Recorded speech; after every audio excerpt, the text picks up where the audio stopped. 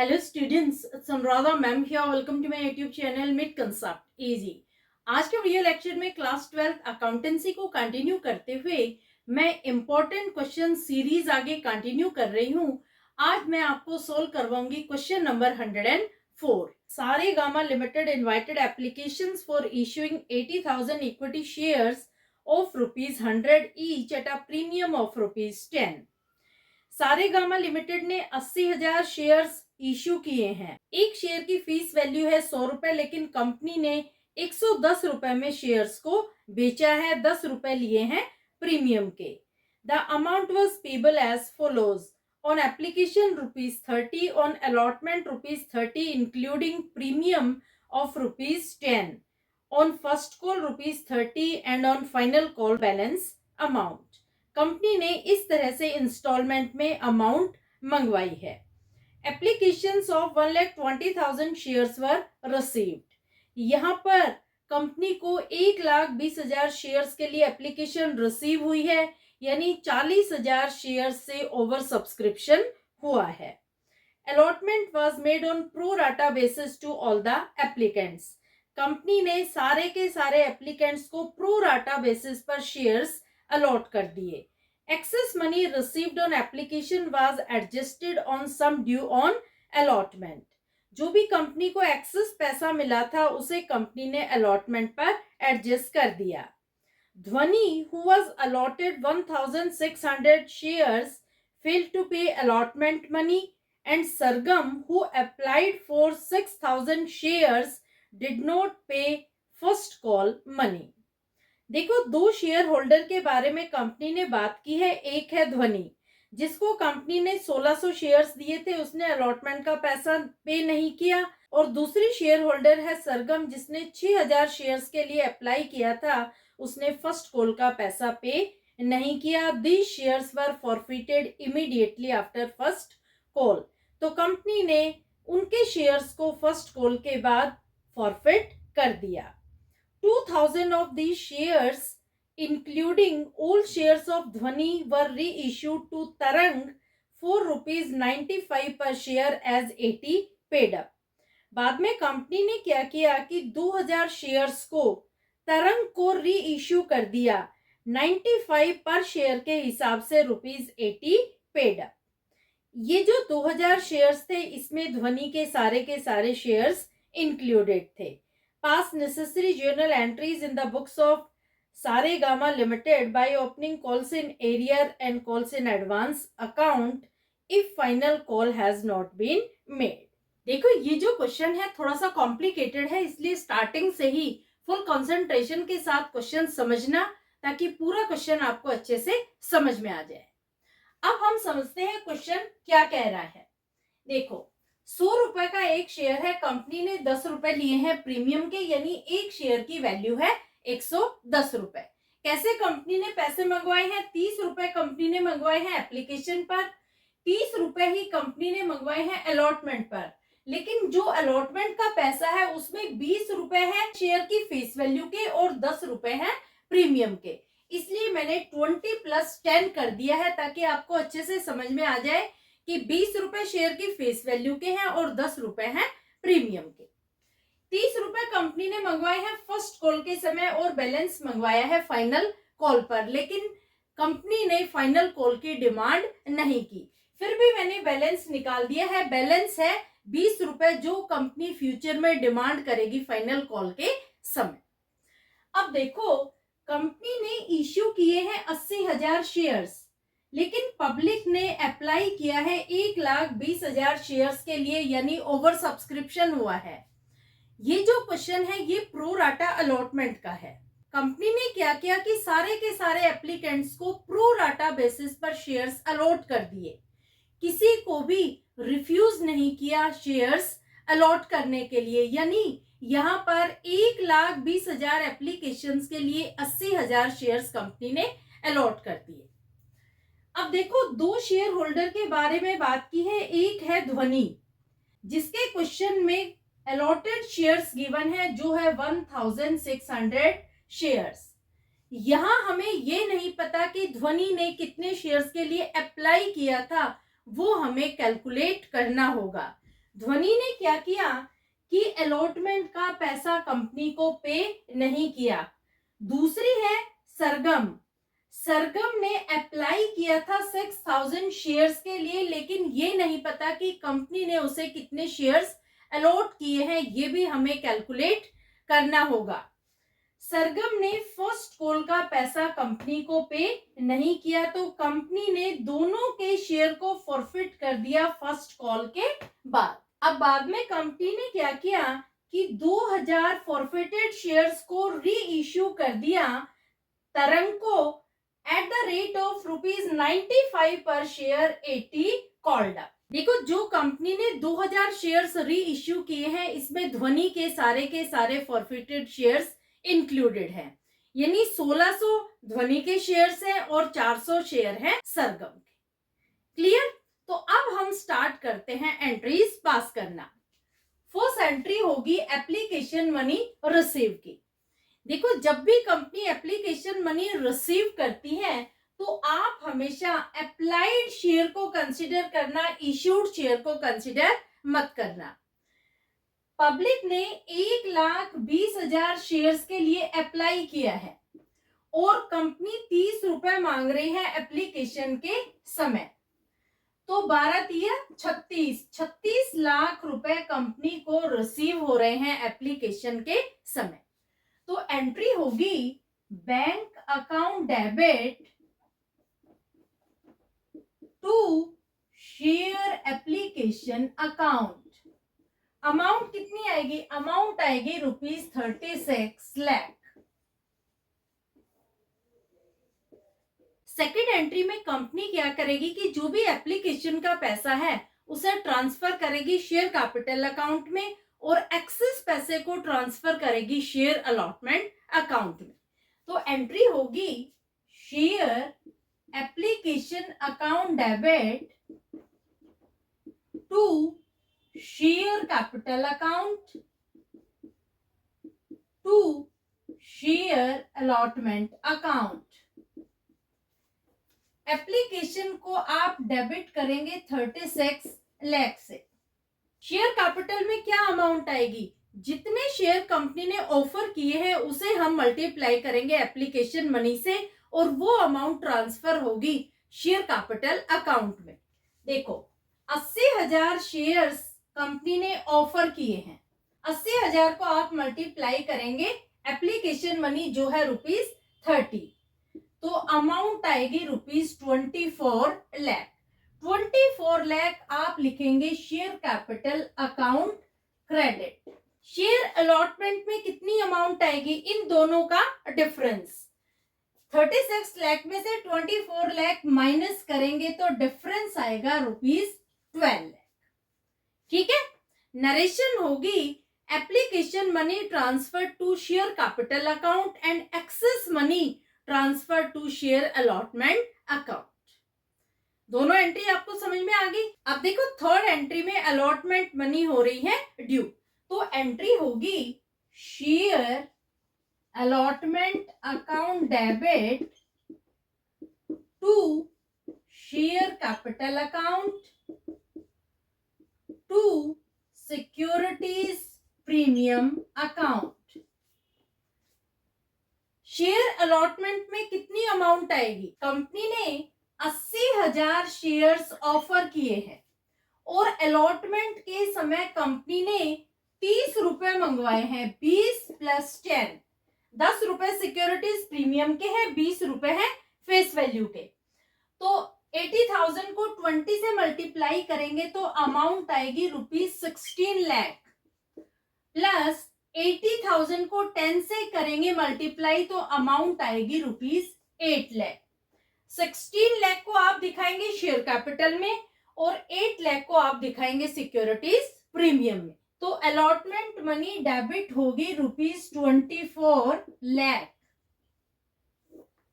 Share capital में amount आएगी ₹16 लाख और सिक्योरिटीज प्रीमियम में अमाउंट आएगी ₹8 लाख।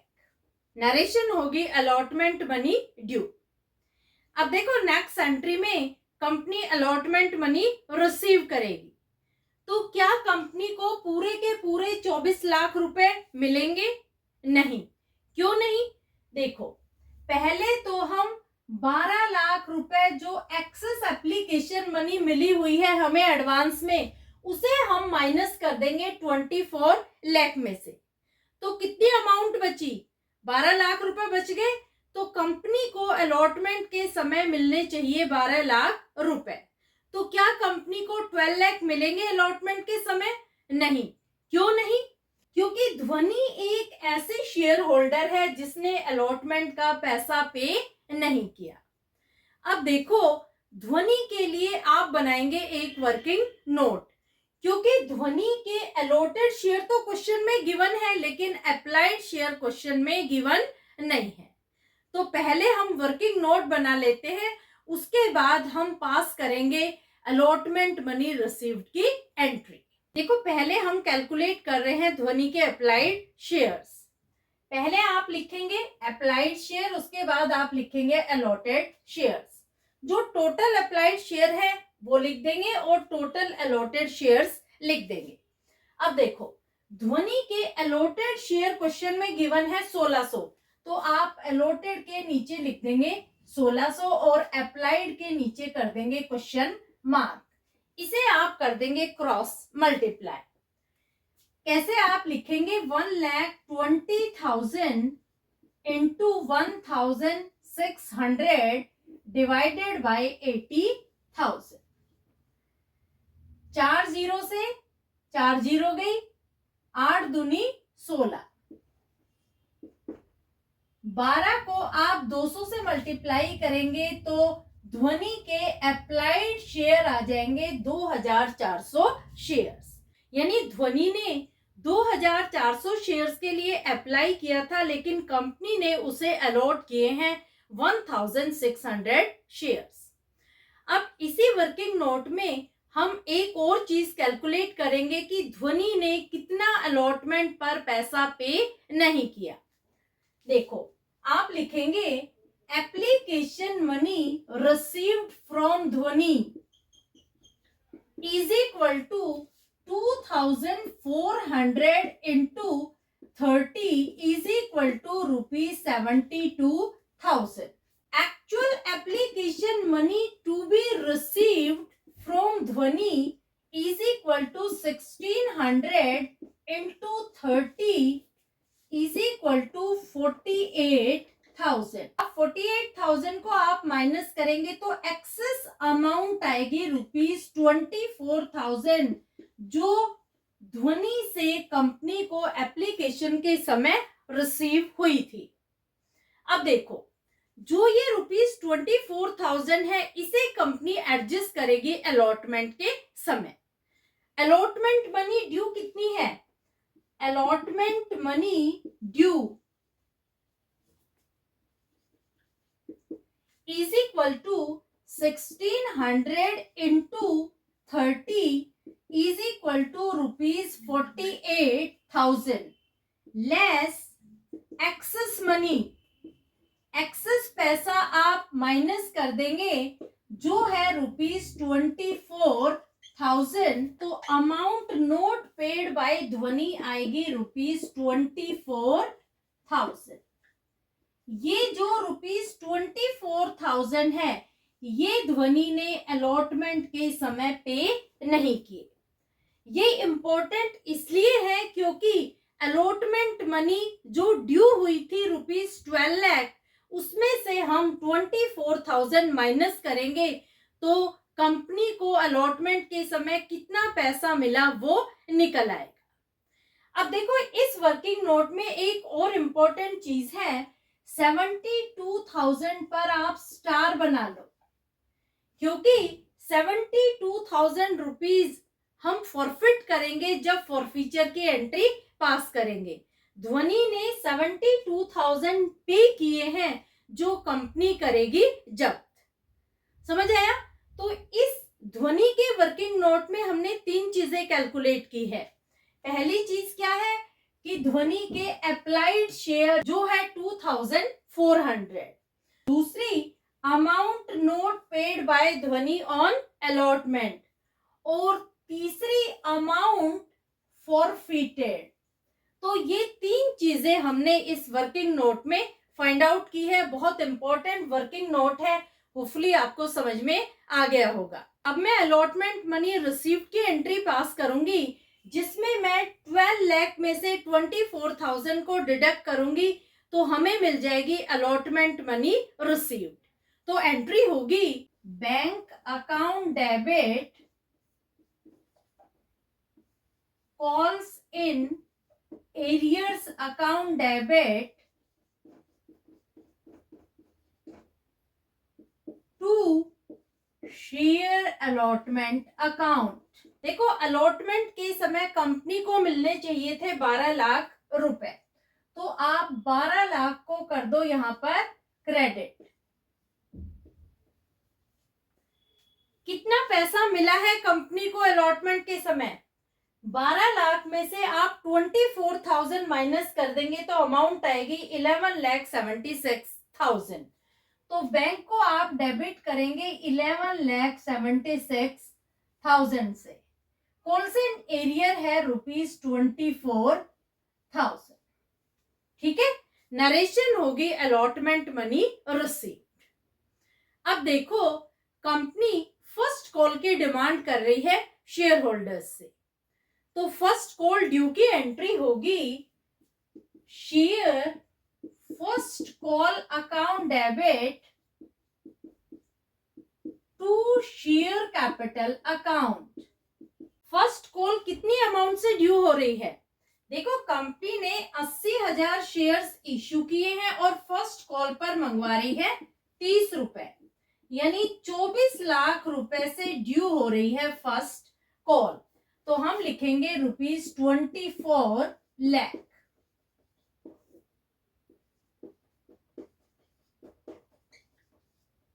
नरेशन होगी फर्स्ट कॉल मनी ड्यू। अब देखो, कंपनी को क्या फर्स्ट कॉल पर 24 लाख रिसीव होंगे शेयर होल्डर्स से?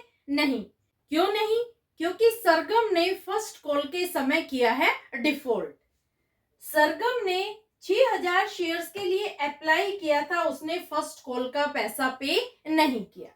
तो देखो, क्वेश्चन में सरगम के अप्लाइड शेयर्स गिवन है, हमें उसके अलॉटेड शेयर्स फाइंड आउट करने होंगे, तो हम बनाएंगे सेकंड वर्किंग नोट। अब देखो, सेकंड वर्किंग नोट में हम सरगम के अलॉटेड शेयर्स फाइंड आउट करेंगे। देखो, सबसे पहले आप लिखेंगे अप्लाइड शेयर, फिर आप लिखेंगे अलॉटेड शेयर्स। अप्लाइड शेयर है 1,20,000 और अलॉटेड शेयर है 80,000। सरगम के क्वेश्चन में अप्लाइड शेयर गिवन है 6,000, तो अप्लाइड के नीचे लिख देंगे 6,000, अलॉटेड के नीचे कर देंगे क्वेश्चन मार्क। अब आप क्रॉस मल्टीप्लाई करेंगे 80,000 इंटू 6,000 डिवाइडेड बाय 1,20,000। 4 जीरो से 4 जीरो गई, 4 दूनी 8, 4 तिया 12, 3 दूनी 6। 2,000 को 2 से मल्टीप्लाइड करेंगे तो सरगम के अलॉटेड शेयर मिल जाएंगे, जो है 4,000 shares.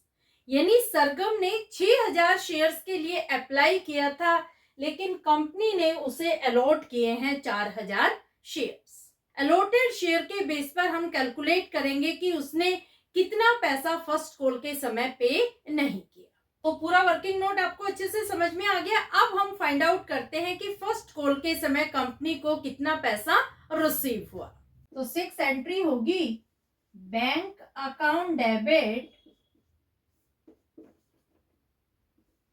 calls in arrears account debit to share first call account। देखो, ध्वनि के पास है 1,600 शेयर्स, उसने 30 रुपए फर्स्ट कॉल के समय पे नहीं किए। सरगम के पास है 4,000 शेयर्स, उसने भी 30 रुपए फर्स्ट कॉल के पे नहीं किए। तो 16 तिये 48, 48,000 रुपए तो ध्वनि ने पे नहीं किए फर्स्ट कॉल के समय, और 1,20,000 रुपए सरगम ने पे नहीं किए। यानी टोटल अमाउंट है 1,68,000, जो कॉल्सन एरियर अराइज हुआ है फर्स्ट कॉल के समय। समझ आया? तो 1,68,000 इसे हम माइनस करेंगे 24 लाख में से, तो बैलेंस आएगा 22,32,000 जो कंपनी को रिसीव हुआ है फर्स्ट कॉल के समय। समझ आया? कंपनी को फर्स्ट कॉल पर 24 लाख रुपए नहीं मिले क्योंकि दोनों शेयर होल्डर्स ने फर्स्ट कॉल पर डिफॉल्ट किया है पेमेंट में। ध्वनि ने 48,000 रुपए पे नहीं किए और सरगम ने 1,20,000, यानी टोटल 1,68,000 कंपनी को फर्स्ट कॉल पर रिसीव नहीं हुए। तो जो ड्यू अमाउंट है फर्स्ट कॉल की ₹24 लाख, उसमें से माइनस कर देंगे 1,68,000, तो बैलेंसिंग फिगर आ रहा है 22,32,000 जो कंपनी को रिसीव हुए हैं फर्स्ट कॉल के समय। तो बैंक को आप डेबिट करेंगे ₹22,32,000 से और फर्स्ट कॉल को क्रेडिट करेंगे ₹24 लाख। समझ आई एंट्री? नरेशन होगी फर्स्ट कॉल मनी रिसीव। अब देखो नेक्स्ट एंट्री में कंपनी क्या कर रही है कि दोनों ही शेयर होल्डर्स के शेयर को कर रही है फॉरफिट। तो एंट्री होगी share capital account debit securities premium account debit to forfeited share account to calls in arrears account. Share capital को आप कितनी अमाउंट से डेबिट करेंगे? जहां तक फॉरफीचर हुआ है वहां तक लेंगे शेयर की फेस वैल्यू। देखो फॉरफीचर हुआ है फर्स्ट कॉल तक, तो फर्स्ट कॉल तक हम शेयर की फेस वैल्यू लेंगे। 30 रुपए एप्लीकेशन के, 20 रुपए अलॉटमेंट के और 30 रुपए हैं फर्स्ट कॉल के। जो 10 रुपए प्रीमियम के हैं उसे हम कर देंगे इग्नोर, यानी टोटल हम लेंगे 80 रुपए। कितने शेयर कंपनी फॉरफिट कर रही है? देखो ध्वनि के हैं 1600 शेयर और सरगम के हैं 4000 शेयर्स, दोनों का टोटल किया तो टोटल आ गए 5600 शेयर्स। इसे आप मल्टीप्लाई कर देंगे 80 से, तो अमाउंट आएगी ₹4,48,000।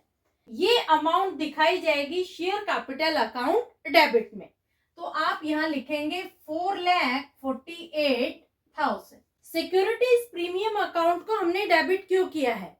देखो ध्वनि के पास 1600 शेयर्स थे, उसने सिक्योरिटीज प्रीमियम के 10 रुपए पे नहीं किए, यानी 16,000 रुपए ध्वनि ने सिक्योरिटीज प्रीमियम के पे नहीं किए।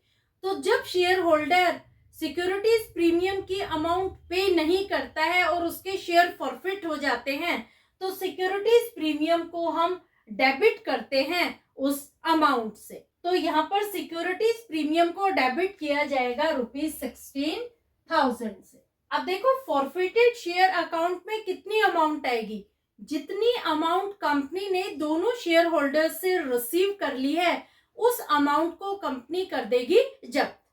वो अमाउंट हम दिखाएंगे फॉरफिटेड शेयर अकाउंट में। देखो आप अपना फर्स्ट वर्किंग नोट चेक करो, मैंने स्टार करवाया है ₹72,000 पर। ध्वनि ने 72,000 रुपीज पे किए थे एप्लीकेशन के समय, जो कंपनी करेगी जब। तो पहले आप लिखेंगे ध्वनि के 72,000 रुपीज जो कंपनी कर रही है फॉरफिट। इसमें आप ऐड करेंगे सरगम की फॉरफिटेड अमाउंट।